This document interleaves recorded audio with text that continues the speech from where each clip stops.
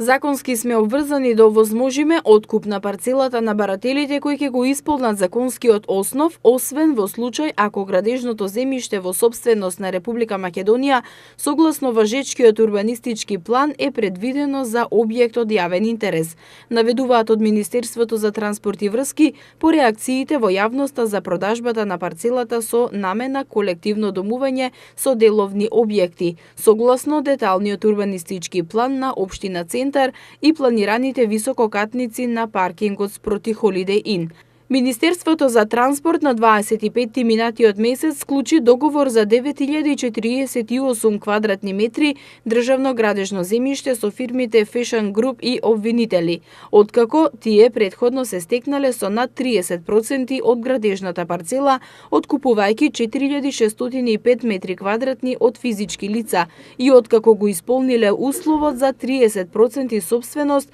во рамки на градежната парцела. На 21 август годинава побарале барање за дооформување на парцелата преку информацијскиот систем за градежно земјиште. Откупеното државно земјиште е во приватна собственост и во случај да се промени деталниот урбанистички план доколку општина Центар таму предвиди друг објект од јавен интерес. Тоа може да го направи само со експроприација. Во општина Центар се уште е во сила мораториум за издавање градежни дозволи за деталниот урбанистички план. Намената може да се смени само со промена на детално урбанистички план, но тој мора да биде усогласен со генералниот урбанистички план кој град Скопје го носи на секој 10 години.